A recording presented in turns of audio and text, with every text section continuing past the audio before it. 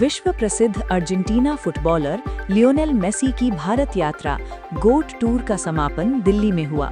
कोलकाता में शुरुआती कार्यक्रम में अराजकता और संगठनात्मक कमियों के कारण विवाद हुआ था, लेकिन दिल्ली में प्रशंसकों ने शांतिपूर्वक और उत्साह से मेसी का स्वागत किया। हजारों फैंस ने उनकी एक झलक पाने के लिए घंटों इंतजार किया। हालांकि प्रधानमंत्री नरेंद्र मोदी से उनकी प्रस्तावित मुलाकात रद्द हो गई।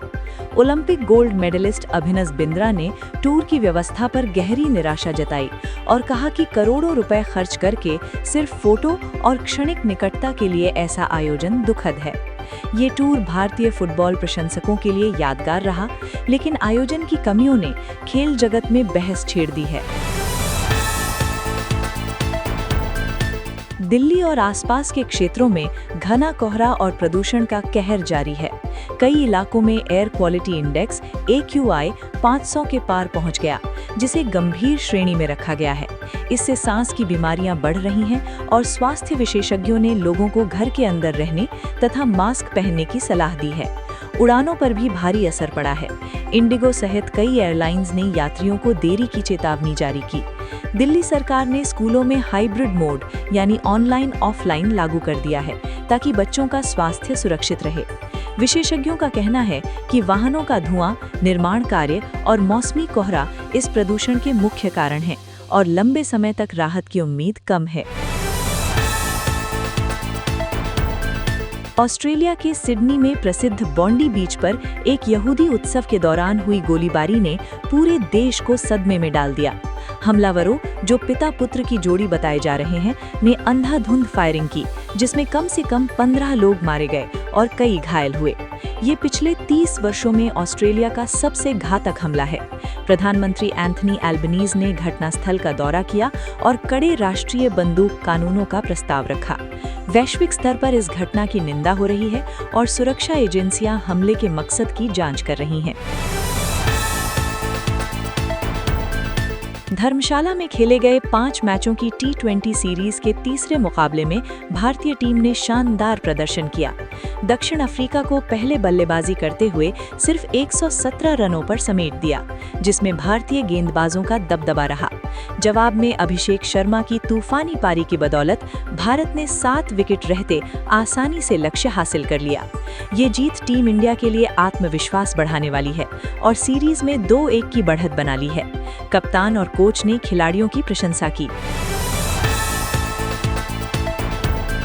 चेन्नई में आयोजित स्क्वॉश वर्ल्ड कप के फाइनल में भारतीय टीम ने टॉप सीड हांगकांग को सीधे सेटों में 3-0 से हराकर ऐतिहासिक जीत दर्ज की। ये भारत का पहला स्क्वॉश वर्ल्ड कप है, जो भारतीय खेल जगत के लिए गौरव की बात है। खिलाड़ियों के शानदार प्रदर्शन और टीम वर्क ने वैश्विक स्तर पर भारत की पहचान मजबूत की। खेल मंत्री और प्रधानमंत्री ने टीम को बधाई दी। महाराष्ट्र राज्य चुनाव आयोग ने मुंबई सहित 29 नगर निगमों के लंबे समय से लंबित चुनावों की घोषणा की। मतदान 15 जनवरी 2026 को होगा और मतगणना 16 जनवरी को। मुंबई जैसे महत्वपूर्ण निगमों में ये चुनाव स्थानीय राजनीति को नई दिशा देगा। सभी प्रमुख पार्टियां तैयारी में जुट गई हैं और ये चुनाव स्थानीय मुद्दों जैसे विकास, पानी और साफ सफाई पर केंद्रित रहेगा। अंतर्राष्ट्रीय बाजार में अनिश्चितताओं और व्यापार घाटे के बावजूद भारतीय निर्यात में वृद्धि हुई, लेकिन रुपया अमेरिकी डॉलर के मुकाबले 90.74 के सर्वकालिक निम्न स्तर पर बंद हुआ। दिन भर में ये 90.80 तक गिरा। निवेशकों में चिंता है, लेकिन विशेषज्ञों का कहना है कि RBI के हस्तक्षेप से स्थिति नियंत्रण में है। ये अर्थव्यवस्था पर दबाव बढ़ा सकता है। भारतीय जनता पार्टी ने पीढ़ीगत बदलाव के संकेत देते हुए बिहार के नेता नितिन नबीन को राष्ट्रीय कार्यकारी अध्यक्ष नियुक्त किया। पार्टी मुख्यालय में उनका जोरदार स्वागत हुआ। साथ ही बिहार इकाई के लिए संजय सरावगी को प्रदेश अध्यक्ष बनाया गया। ये नियुक्तियां पार्टी की आगामी चुनावी रणनीति को मजबूत करने के लिए देखी जा रही हैं। LIC की बीमा सखी योजना महिलाओं के सशक्तिकरण और आजीविका बढ़ाने के लिए एक शानदार सरकारी समर्थित पहल है। ये योजना दिसंबर 2024 में शुरू हुई थी और 2025 में भी काफी लोकप्रिय बनी हुई है। इस योजना के तहत 10वीं पास महिलाएं उम्र 18 से 40 वर्ष LIC एजेंट बनकर ट्रेनिंग ले सकती हैं, जो पूरी तरह फ्री है। ट्रेनिंग पूरी करने के बाद उन्हें स्टाइपेंड मिलता है और पॉलिसी बेचने पर कमीशन से हर महीने 7,000 रुपए या उससे अधिक की गारंटी शुदा कमाई हो सकती है।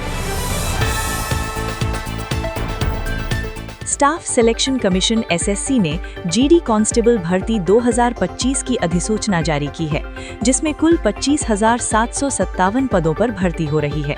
ये भर्ती CAPF, SSF, असम राइफल्स आदि में कांस्टेबल के पदों के लिए है।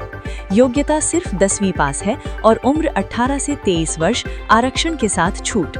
आवेदन प्रक्रिया 1 दिसंबर 2025 से शुरू हो चुकी है और अंतिम तिथि 31 दिसंबर 2025 है। परीक्षा फरवरी-मार्च 2026 में होगी। ये भर्ती लाखों युवाओं के लिए बड़ा मौका है, खासकर पुलिस और पैरामिलिट्री फोर्स में करियर बनाने वालों के लिए। सैलरी लेवल 3 के अनुसार 25,000 रुपए से शुरू होती है, साथ ही अन्य भत्ते।